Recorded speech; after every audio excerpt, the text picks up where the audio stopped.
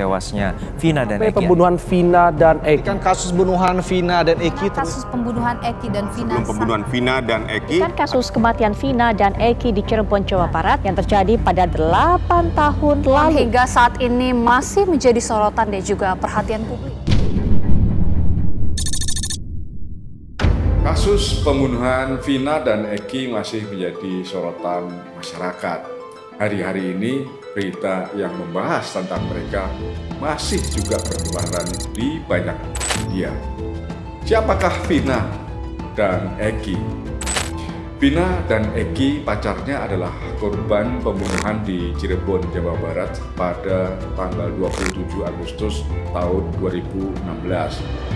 Meskipun gerombolan pelakunya sudah diadili dan dijebloskan ke penjara, kasus pembunuhan Vina dan Eki kembali menjadi perhatian publik baru-baru ini setelah beredarnya film yang berjudul Vina Sebelum 7 Hari yang mengangkat peristiwa tragis tersebut ke layar lebar.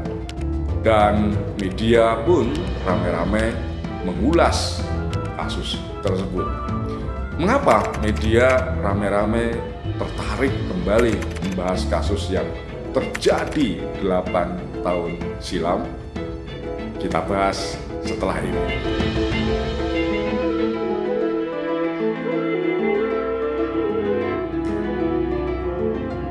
Kasus pembunuhan Vina Dewi di Cirebon terjadi pada 27 Agustus 2016. Vina dan pacarnya Eki dibunuh secara brutal oleh anggota geng motor di Jalan Raya Talun, Kecamatan Talun, Cirebon. Setelah membunuh, para pelaku merekayasa kematian korban seolah-olah sebuah peristiwa kecelakaan. Tubuh Vina dan Eki dibuang ke jalannya. Sebanyak 8 pelaku telah ditangkap oleh polisi pada tahun 2016 dan dihukum penjara. Menurut hakim yang mengadili kasus itu, para pelaku terbukti melakukan penganiayaan, pemerkosaan, dan pembunuhan. Apakah dengan divonis dan dipenjara pelaku tersebut lalu persoalan selesai? Ternyata belum. Kenapa? Karena belakangan ini beredar film tentang Vina yang membuat orang jadi gaduh membahas kasus itu. Orang membicarakan kasus tersebut karena melihat ada sejumlah kejanggalan. Misalnya nih, yang pertama adalah mengapa polisi justru belum menangkap otak pembunuhan itu. Padahal dalam film itu digambarkan siapa sebetulnya dalangnya, bagaimana pembunuhan dilakukan, dan seterusnya. Gara-gara berita dan film tentang Vina yang viral itu, publik kemudian mendesak agar polisi kembali membuka kasus tersebut. Nah, belakangan polisi ternyata dikabarkan berhasil menangkap salah satu buronan kasus, yakni Peggy Setiawan. Di Bandung penangkapannya pada 21 Mei 2024. Peggy yang buron selama 8 tahun menurut polisi merupakan dalang balik pembunuhan Vina dan Eki. Tapi penangkapan Peggy ternyata malah memicu kontroversi baru. Ya, ramai dibahas di media, termasuk di televisi. Banyak pihak yang menyatakan pendapat, beropini, berasumsi. Banyak yang menduga polisi telah salah menangkap orang. Ya, buktinya netizen itu dan media juga membeberkan sejumlah petunjuk dan kesaksian. Tapi benarkah polisi salah tangkap? Tunggu dulu. Kasus pembunuhan Vina bukanlah kasus yang pertama kali diangkat ke layar lebar. Mungkin Anda juga masih ingat banyak kasus lain yang juga pernah diangkat ke layar lebar. Misalnya kasus pembunuhan di Jombang yang melahirkan pembunuh legendaris bernama Rian yang kemudian dijuluki Sang Jagal dari Jombang. Kisah Rian difilmkan oleh jaringan televisi Astro All Asia Networks pada tahun, kalau tidak salah, tahun 2010 dengan judul Rian, The Smiling Killer. Rian atau nama lengkapnya Ferry Idam Henyansyah atau lebih dikenal kemudian sebagai Rian Jombang adalah pelaku pembunuhan berantai yang mengejutkan Indonesia pada tahun 2008. Rian mengaku membunuh dan memutilasi 11 orang. Kasus ini sangat kontroversial dan menarik perhatian masyarakat setelah diangkat kembali menjadi sebuah film. Ada juga film investigasi tentang kasus pembunuhan Munir Said Talib yang diputar di Indonesia pada tahun 2005 dengan judul Garuda's Deadly Upgrade. Untuk yang belum tahu, Munir adalah seorang aktivis hak asasi manusia yang terkenal di Indonesia. Dia dibunuh dengan racun pada tahun 2004 ketika terbang dari Jakarta menuju negeri Belanda. 2 orang jurnalis kemudian mengangkat kisah hidup dan perjuangan Munir serta upaya untuk mengungkap dalang di balik pembunuhannya yang hingga kini masih menjadi misteri besar di Indonesia. Meskipun salah seorang pelakunya sudah divonis dan dihukum dan sebetulnya sudah bebas juga, film dan kisah pembunuhan Munir masih menjadi buah bibir masyarakat. Yang terakhir yang baru-baru ini juga muncul filmnya adalah kasus pembunuhan Mirna Salihin. Diangkat menjadi film di layar Netflix pada tahun lalu, tepatnya tahun 2023 dengan judul Ice Cold: Murder Kavi and Jessica Wongso. Wayan Mirna Salihin meninggal setelah meminum kopi yang menurut polisi dicampur sianida di sebuah kafe di Jakarta pada tahun 2016. Kasus ini menjadi perhatian publik karena drama persidangan yang intens diberitakan hampir setiap kali persidangan oleh media di Indonesia. Dan akhirnya setelah melewati persidangan yang dramatik, tersangka pelakunya waktu itu Jessica Kumolo Wongso dihukum penjara seumur hidup sebagai pelakunya. Nah, film ini menjadi menarik dan menjadi buah bibir perhatian publik karena syarat dengan kontroversi.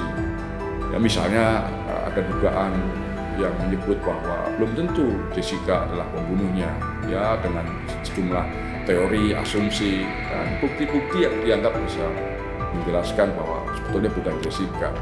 Tapi di luar substansi masalahnya, apakah benar Jessica Wongso pembunuhnya? Faktanya jelas bahwa Jessica sudah divonis dan masyarakat hanya menyisakan pertanyaan apakah benar Jessica pelakunya.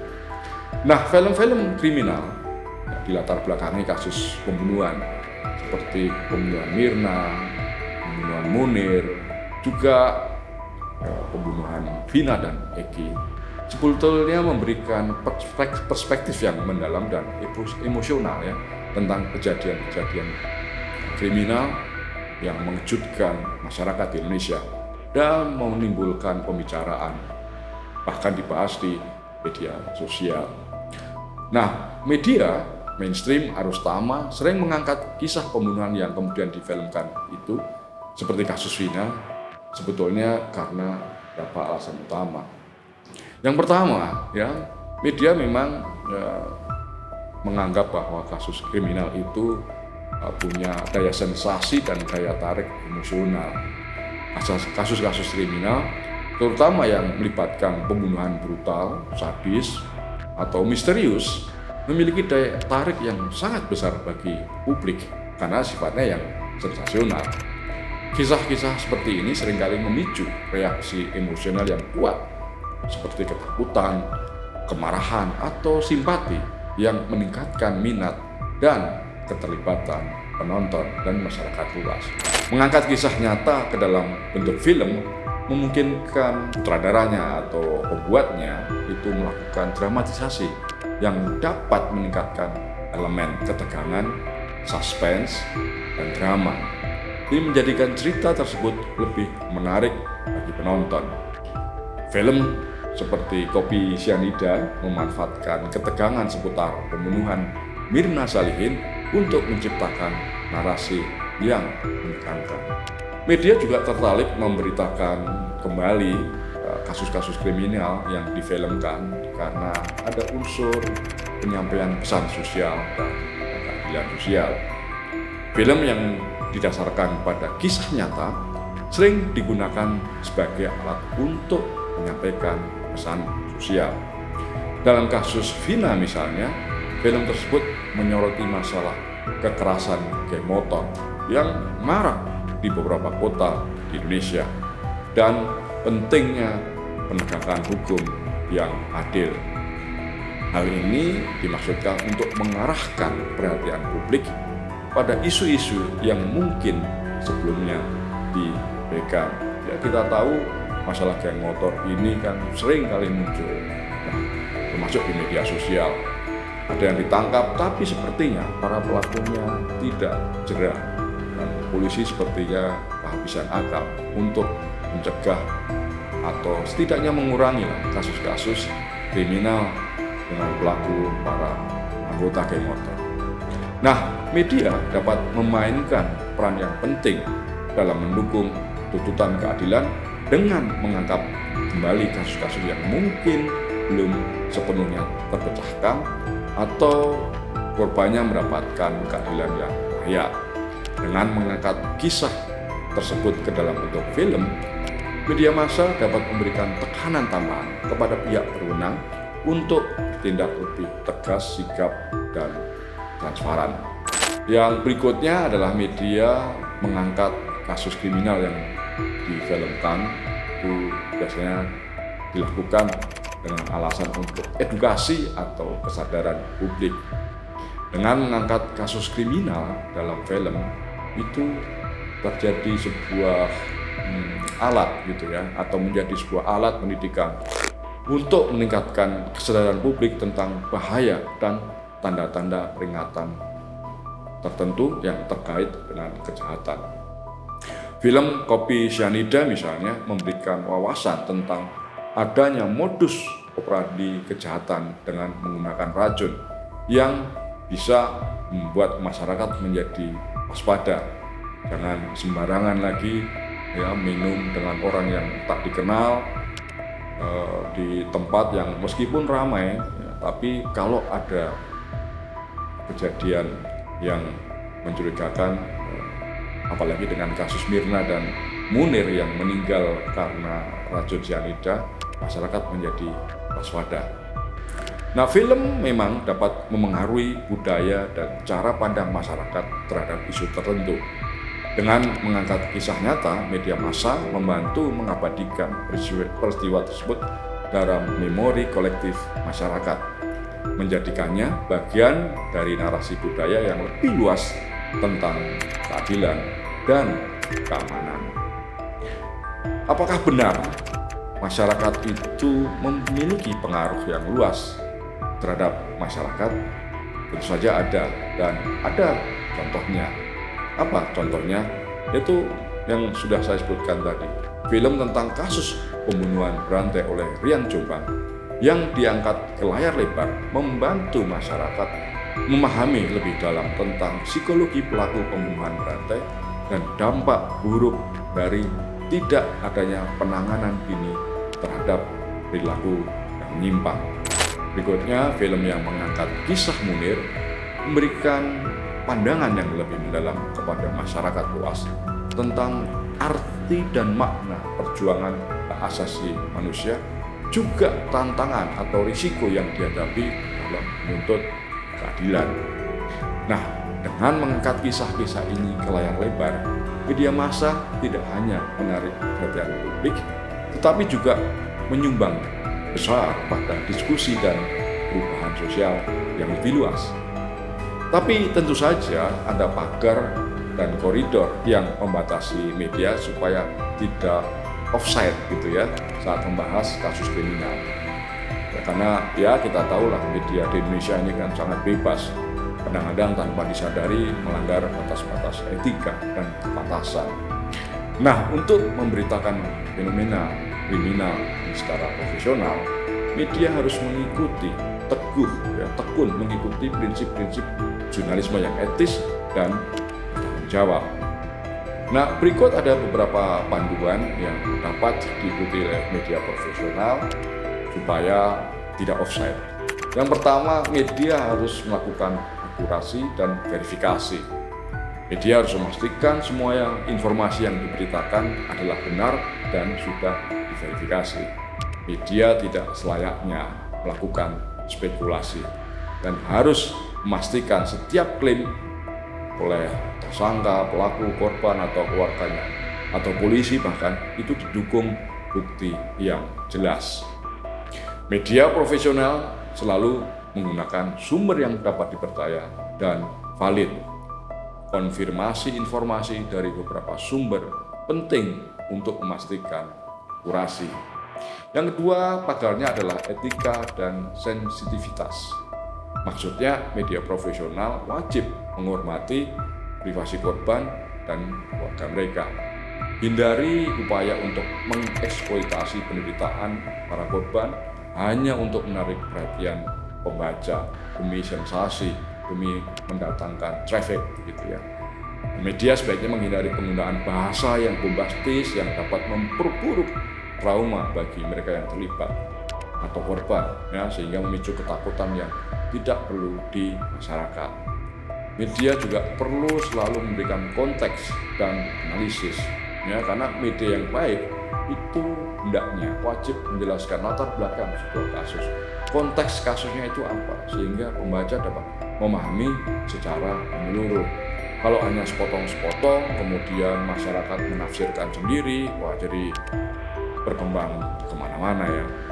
Nah, selain melaporkan fakta, media sebaiknya memberikan analisis yang membantu memahami implikasi lebih luas dari kasus tersebut. Kemudian apa dampaknya terhadap sistem hukum kita, sistem sosial, dan budaya. Karena ada banyak kasus yang seolah-olah, misalnya perundungan atau bullying gitu ya, yang tingkatnya rendah. Seolah-olah kalau dia dianggap biasa, dinormalisasi, masyarakat jadi nggak sadar bahwa itu jangka panjang itu tidak baik, terutama bagi korban. Pelakunya kalau tidak dihukum secara setimpal, nanti masyarakat belajar bahwa oh ternyata biasa saja tuh kalau menjadi pelaku bullying atau pelecehan. Nah, berikutnya, media itu harus transparan, mengedepankan transparansi dalam laporan. Transparansi ini menyangkut proses pengumpulan informasinya. Ini didapatkan dari mana? Media memang boleh menyebutkan dari sumber-sumber gitu ya, tapi harus dijamin betul sumber itu memang valid gitu ya, bukan sumber yang ada. Jika ada informasi yang belum diverifikasi, ya jelaskan dan baca. Kita maklum lah karena ada masalah soal terlesnya waktu ya, keterbatasan ini dan itu, media mungkin belum sempat verifikasi, tapi harus dijelaskan pada pembaca, pada audiens bahwa berita ini belum terverifikasi, sehingga pembaca harus menyisakan ruang keraguan gitu ya. Jangan sampai berita yang belum diverifikasi itu dianggap sebagai kebenaran yang absolut. Berikutnya, media juga perlu selalu segera melakukan upaya koreksi jika ada kesalahan dalam pemberitaan. Karena dalam era cepat-cepatan begini ya, seringkali ya salah ketik, jumlah korban, dan seterusnya itu sering terjadi. Nah, ada baiknya jika media yang kemudian menyadari itu segera melakukan koreksi, dan yang lebih penting adalah menyampaikan bahwa ada kesalahan dan ada koreksinya. Ini menunjukkan komitmen terhadap kebenaran dan akurasi media. Berikutnya, media itu juga harus sensitif terhadap korban. Jangan sampai korban perkosaan misalnya, istilahnya itu diperkosa berkali-kali oleh media, oleh polisi, oleh persidangan, bahkan oleh masyarakat. Nah, ini seringkali ya tidak disadari oleh para awak media, karena mereka melupakan perspektif dan suara korban ya, atau keluarga mereka ketika mereka bersedia bicara. Tidak jarang media itu mengungkapkan identitas yang seolah-olah tidak jelas tapi jelas. disebut alamatnya di mana, ya RT berapa, kecamatan, kelurahan mana, kecamatan mana, kan itu sangat mudah dilacak orang. Jadi media perlu sensitif melindungi identitas korban, terutama anak dan perempuan yang menjadi korban kekerasan seksual. Jadi supaya mereka jadi terlindungi juga. Jangan sampai menjadi korban berkali-kali, termasuk korban media. Media sebaiknya melakukan wawancara dan pelaporan dengan empati. Ini yang sering dikeluhkan oleh para penonton TV, karena presenter televisi ya, mungkin untuk drama begitu ya, seringkali seperti polisi atau seperti orang jaksa begitu yang mendesak korban kekerasan. Tidak tampak upaya simpati dan empati, sehingga pertanyaan-pertanyaannya itu tidak hanya mengganggu penonton, tapi juga mengganggu kenyamanan di korban. Ya, jadi ini penting ya diperhatikan oleh terutama presenter di televisi, karena ini perlu untuk menjaga dampak emosional dari mereka yang terlibat dalam sebuah tragedi. Jangan lupa para awak media, wartawan, dan pengelola media itu selalu memberikan dampak sosial. Jangan sampai lupa media memberikan informasi tentang bagaimana masyarakat dapat belajar dari sebuah kasus. Ya, untuk apa? Untuk mencegah kejadian serupa terulang di masa depan. Terakhir ya, saya sih berharap awak media yang profesional menggunakan medianya untuk mendorong perubahan positif, seperti misalnya reformasi hukum atau peningkatan kesadaran masyarakat tentang isu-isu yang relevan. Jadi bukan semata-mata demi mengejar sensasi atau traffic atau jumlah pembaca. Nah, dengan mengikuti prinsip-prinsip tersebut, media dapat bolehlah memberitakan kasus-kasus kriminal yang menarik perhatian masyarakat, tapi secara bertanggung jawab dalam konstruktif, dengan cara memberikan informasi yang akurat dan dalam tanpa mengorbankan etika jurnalistik. Tapi